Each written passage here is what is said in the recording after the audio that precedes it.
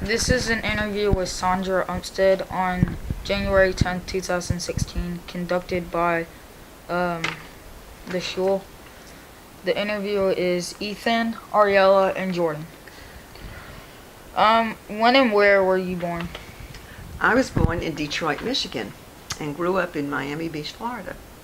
When did your family first come to America? My family, you mean my parents and grandparents? Yeah. My grandparents came over in Ellis. They came through Ellis Island, and they settled in New York and New Jersey.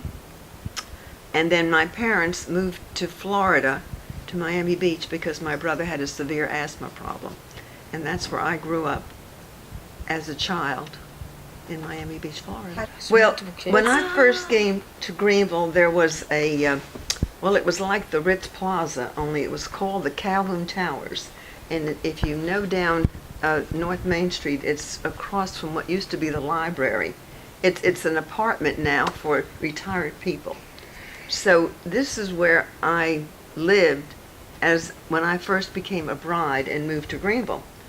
And the interesting part of it, these are what they call elegant apartments, where the refrigerators were like the college refrigerators. They were no more than 12 inches by 12 inches. And every day I would have to go down the hill to the A&P to get milk and bread, because the refrigerators cannot hold very much. But as I say, this was the elegant place of Greenville. At the time, the Air Force had taken over the base here, Donaldson Air Force Base, and all the officers at the base were living there at the Calhoun Towers. How did you get to South Carolina or to Greenville?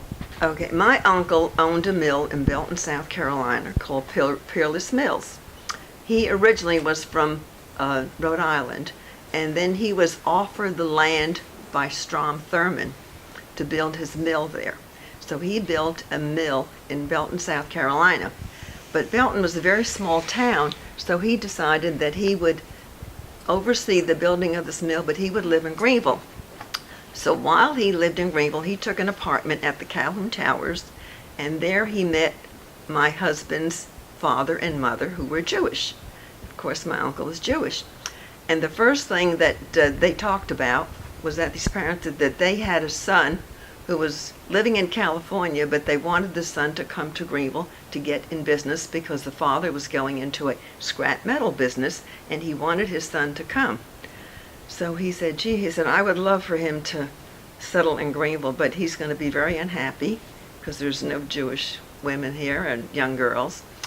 So my uncle said, and my uncle was rather wealthy, and at the time he said, well, when your son comes to Greenville, I want him to come to Florida as my guest for the weekend. I will pay for his airfare and have him meet my niece. And believe it or not, this is the truth, I went to my uncle's house that weekend. We had dinner, and after dinner, this young man, Jerry Rosenberg, said to me, would you like to go out? And I said, yeah, I want to see Lena Horne. Lena Horne at that time was a fabulous star, and it was at a very expensive nightclub called the Clover Club. So I didn't care whether he had money or not, I wanted to go. So at any rate, the poor guy, my uncle loaned him his car. We went to the Clover Club to see Lena Horne. And we had a wonderful, wonderful evening. And all I know is in those days they put a bottle of scotch in the middle of the table, and somehow they knew how much you drank. And by the end of the evening he said, will you marry me? And I said, what was left in the bottle? Well, I said, let me think about it. I'll let you know in the morning. And so the next morning, this was Saturday night, the next morning he was flying back with my uncle to Greenville. And I said to my mother, he really is a nice guy, and he's Jewish. And I said, it would be an adventure. And, we really liked him. So, to make a long story short, I said yes. So, I made one trip up to Greenville to meet his parents. We met in January 26th. I can still remember the date. Came up in March to meet his parents, and we got married June 1st. And what year was this? 1950. And how old were you? I was probably about 20. Mm-hmm. somewhere along there. Were your parents concerned at all, or were they? Well, they knew I was crazy and wild, and they trusted me. And the thing that was so nice was that they loved the fact that he was Jewish, of course, and my parents were very much into that, and that is very important to them. And the truth of the matter is, we were very happily married for 25 years. But then I'll go on and tell you about the synagogue, which is much more interesting. Well, so was it love at first sight, or was it more of like an arranged? It really wasn't arranged, but I think, I always feel to this day that there are certain times in a person's life when they think it's time to get married.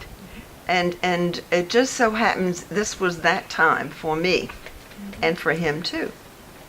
And his name was Jerry Rosenberg, and he was in the scrap metal business, and his parents lived here, and they were also very active in the synagogue. Did his parents grow up in Greenville as well? His father grew up in Anderson, South Carolina. So he's a native South Carolina. But we were just married about a month, and this was so interesting. There was a family here called the Blooms. You might remember Jack and Lillian Bloom. Well, his father was extremely religious.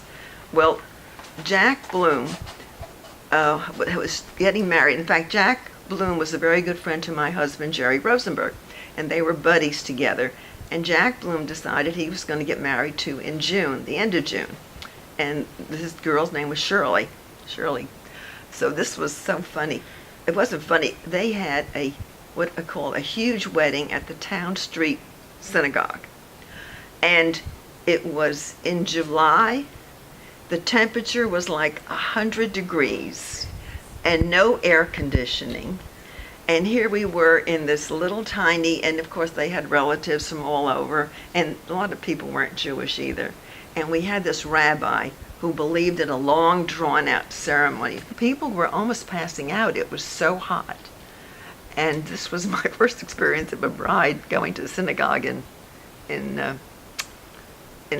Greenville, and it was real interesting. So you didn't get married at that synagogue? No, we got married in Miami Beach at the Fontainebleau. Did you sort of wonder, what have I gotten myself into?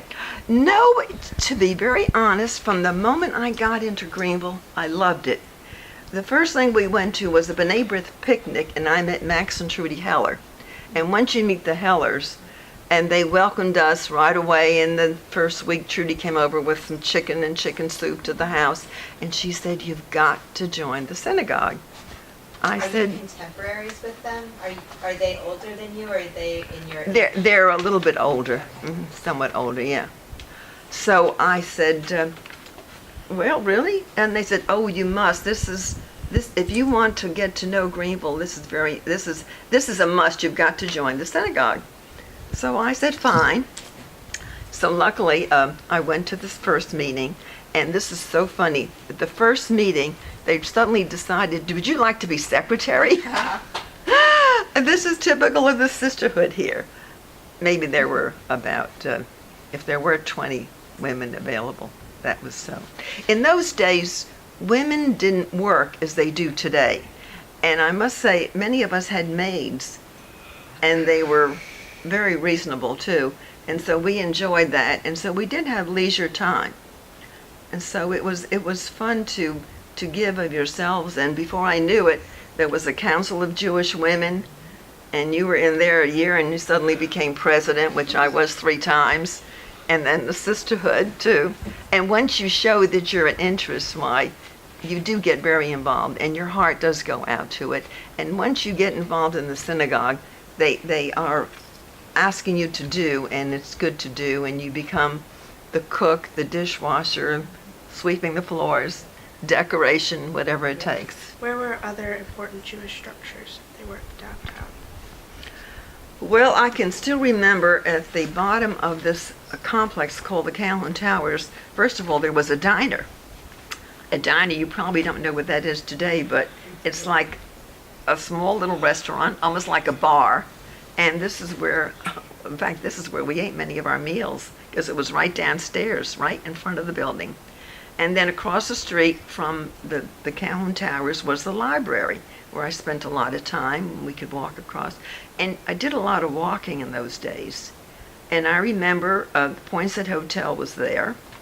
And I still actually can remember what's the name of the great, the president of he was there waiting on me. I can swear that he was there. Jesse Jackson. He was a waiter at the Poinsett Hotel in Greenville, South Carolina. And his mother lives in Greenville, to this day. She just passed away, actually. And I remember, she just died passed away about last year. a year or so ago, didn't she? About 6 months. Yeah. And I remember we would go to the Poinsett Hotel, and we had to wear white gloves, and we had to get dressed up and go downtown. And there were quite a few little stores downtown. There was a place called the Carolina Theater, which was down a block down from the library, and that was probably the only theater in town. And then there was a place called the Otteray Hotel, which was across from the theater, which was the hotel where you sat in rocking chairs in the front. And you had to walk down to the A&P every day to get your milk. The A&P was down the refrigerator hill was to like- College Street. There was an A&P, and you had to walk up the hill to get your bread and milk every day because the refrigerators were so tiny. What about Jewish businesses? There was a place called, he was Long. He belonged to the temple, and he owned the woman's store. And eventually they brought in Stan Cedrin, and Stan went to work for him, and then eventually Stan farmed himself out to his fur business. There was Carl Prosner, and he owned a shoe shop downtown. And let me think of who else. Of course, the Zaglin had the Army and Navy store. Oh, now Myers Arnold was a big department store, and the actual head of it was Jewish, but he didn't admit to it. It eventually became Rich's, and then this all disintegrated gradually. But I don't think there was any other Jewish stores in town, as I can recall. But it's interesting that the Jewish stores were all related to women's clothes, the ones that I can remember. As I said, the first thing you need to know when you come to a town, in fact it's true today, if you want any social life, you must join the synagogue. Not the temple, the synagogue. And the minute you show an interest in it, and I feel the only way to really get into an organization is to be active and participate. And of course, once they find that you're interested, they want you to participate. And I found it was fun because we had a very small group. And when anybody had a bar mitzvah, the beauty of it is we would all congregate in the kitchen. When we moved up here, it was a big kitchen, and it was quite the elaborate thing. And we would all learn from each other how to make cookies.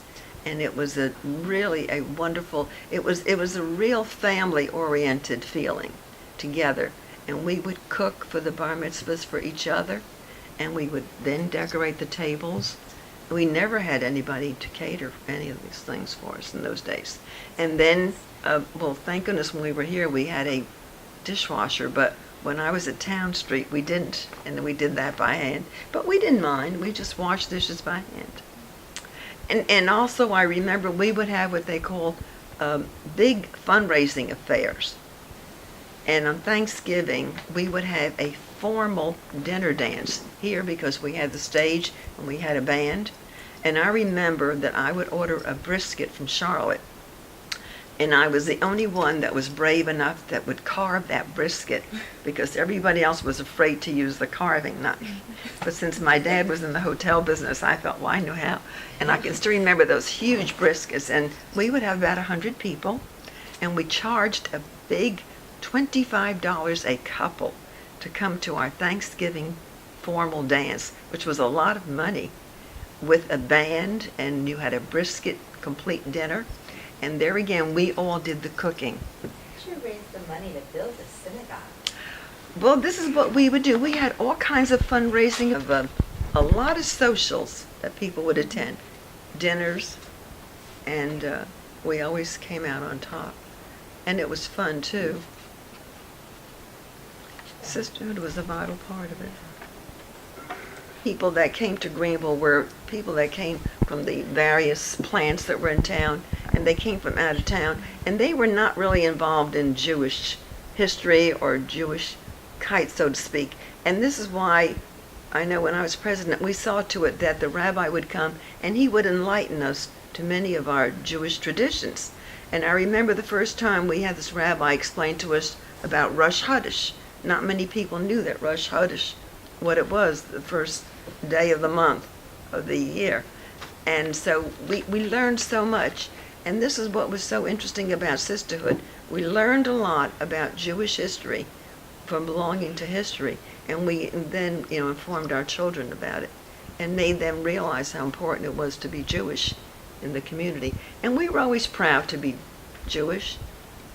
And even when I was the president of the PTA here in town, and the Bob Jones was very active in town, and they would give a prayer. And they would always end it in Jesus Christ's name.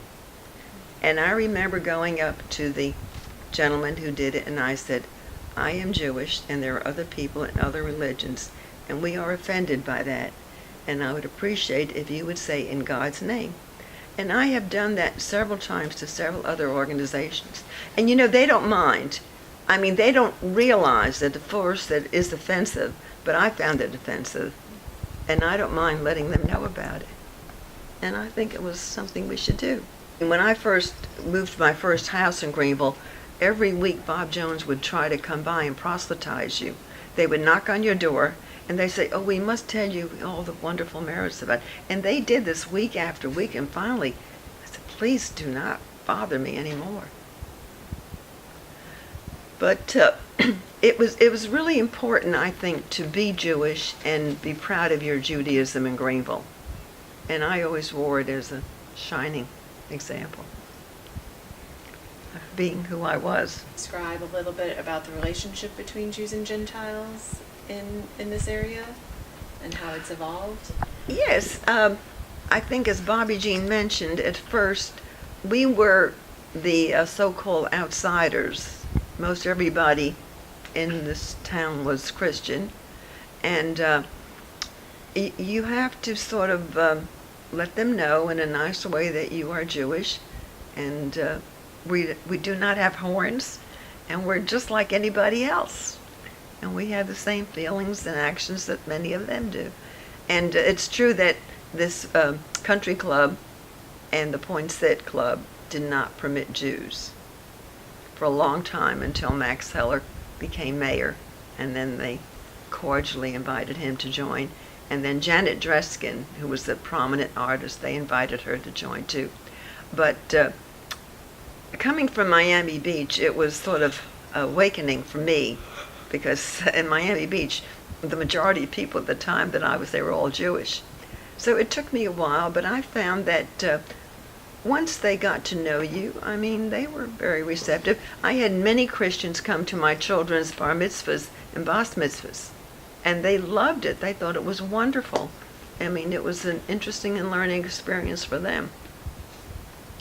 When, they did come and they learned how we do things. And very often they said that you Jews sure know how to celebrate. I heard that more than one occasion. What did the synagogue look like? The old one before The this town one? street? It looked like a little tiny, almost like a little tiny church. It had sort of a steeple, and you had to walk up a flight of stairs to get up to the main floor.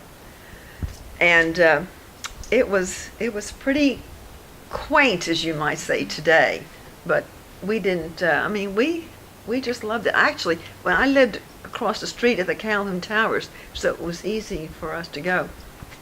But our first rabbi, when I first came here, his name was Rabbi Rubenstein, and he was very religious. And he also lived at the Calhoun Towers because he could walk to the synagogue. But I remember he would get in the elevator and he would not tell you what floor he was getting to. And it was interesting. He would get in the elevator, but he wouldn't say, 2 or 3.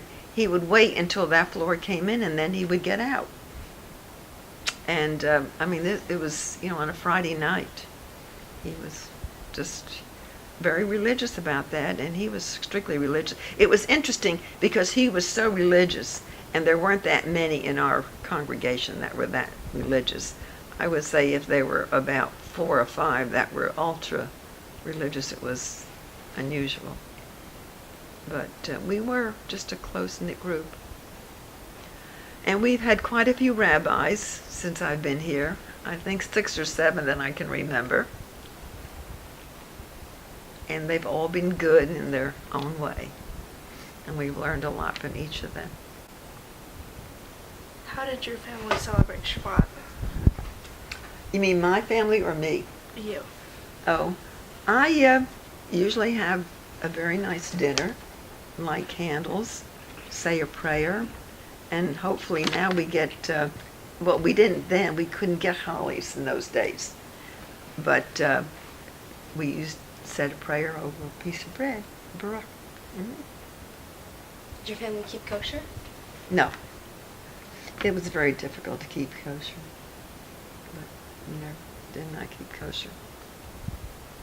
We only made sure when we brought things to the synagogue that they were kosher. We were allowed to bring things in. So was that part of the reason why they built the new kitchen here? There's the fancy kitchen here. Yeah, there so was that a you could fancy make kosher kitchen. meals. The what? Was it to make kosher meals here, or were there still non-kosher meals being made here? No, it was always kosher. It was never non-kosher. Okay. We always saw to it if we brought in food. Mostly we bring in sweets. Okay. And if there was a dinner, why, it's usually ordered directly from a kosher. Oh, Okay. yeah. Oh, no, we can't. You cannot bring anything not kosher. Yeah. And we trust the women to bring in and let them know that we hope that it's all kosher. Have your children remained in South Carolina, or have they went to a different state or country? My daughter lives in Columbia. She was bas mitzvahed here, and she was also married here. And she now lives in Columbia, where she is a lobbyist. And she and her husband are the biggest lobbyists in Columbia. And she practices her Judaism. And her daughter just got married 2 months ago. And her other daughter's getting married in 3 months. So she's busy. And my son is living in California. And he hasn't quite decided yet what he wants to do when he grows up. And he's only 62. But he's still deciding. Your daughter, is she in her marriage, or is she married to a Jewish man? This is her second marriage. She was married to a Jewish man when she got married here. And then they did get a divorce, and then she intermarried. My daughter worked for Governor Riley when he was governor, and that's where she met her second husband. She was his administrative assistant for 8 years. Do non-Jewish people in your community regard you as different? Like, do they say stuff about you, and like, Do they think you're I'm different? That's a good question. I hope not. I mean, they do know that at Christmas time I do not decorate, and I have my Hanukkah candles and all lit up. And they accept it. They accept the fact that I do things different from them, and that I don't have a Christmas tree.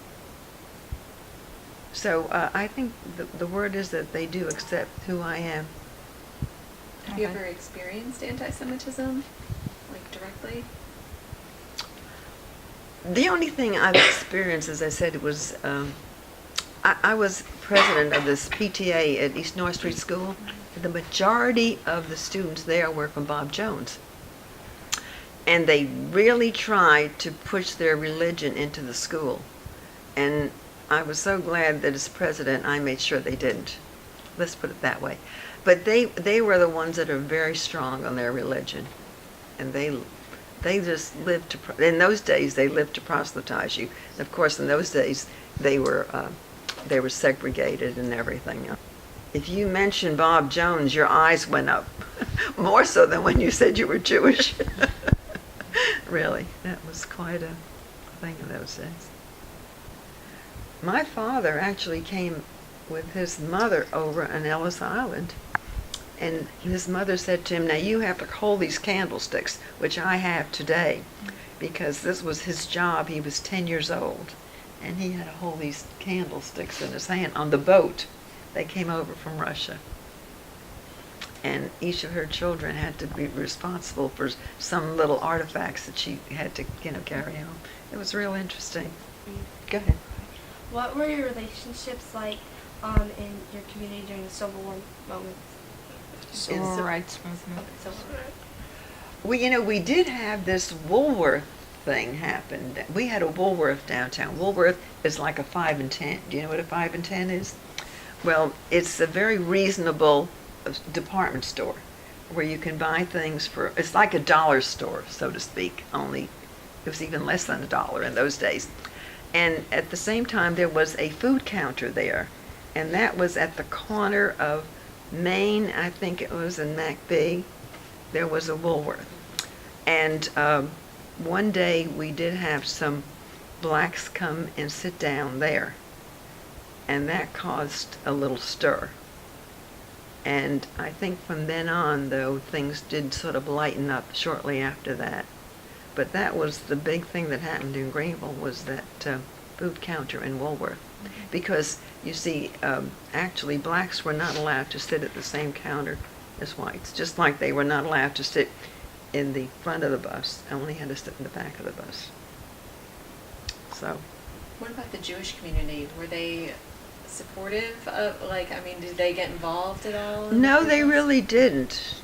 I think we were just too small, or just felt like, we couldn't really push ourselves into it. Yeah, So did you feel marginalized already and didn't want to make things yeah, problem first?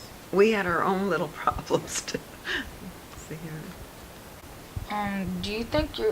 Do you think of yourself as a Jewish Southern or a Southern Jew? Jewish Southern or Southern? I think I'm a Southern Jew. I'm from the South, and I'm Jewish, and I'm proud of it.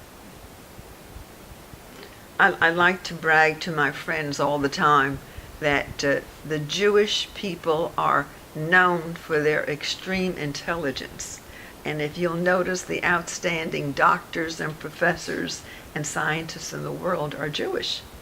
And I make sure that I let all my friends know about it in a very slightly, unbragging way. But that's true. It's the fact. Coming from a community that had a lot of Jewish people, do you ever miss that larger Jewish community, or are you happy with No, I don't. And as I've told everybody, and I don't know this, I know this to be a fact, any person who comes in from out of town, from up north, and you get to Greenville in about a week's time, you will just get to love this town. There's something about it where everybody is so warm and friendly, and they just open their arms to you. And I feel this way about Greenville from the very beginning. I never missed Miami Beach, although I thought I would. But from the moment I got to town, and again, it's because you meet these people, you get involved, and once you get involved with it, and give of yourself to the community. I think that's always important, to give of yourself wherever you go. I think it's just wonderful that we can look back and see how much we have accomplished here at the synagogue these past few years. And I have just learned to love and watch it grow, and it's been great. I just wish the sisterhood now would become more involved in educating us at our meetings, instead of having so many, meetings where we're just sort of giving them more of a social club. Do you have thoughts about what you hope for the synagogue in the future? Well, I just hope that we will continue to grow, and again, try to impress upon our youngsters how important it is for us to relay our religion to others, and let them know that we are really the actual select ones of God, and that we do have a lot to offer to the world, to the community, and to others. And I think this is a wonderful congregation, and I hope it does continue to grow and educate.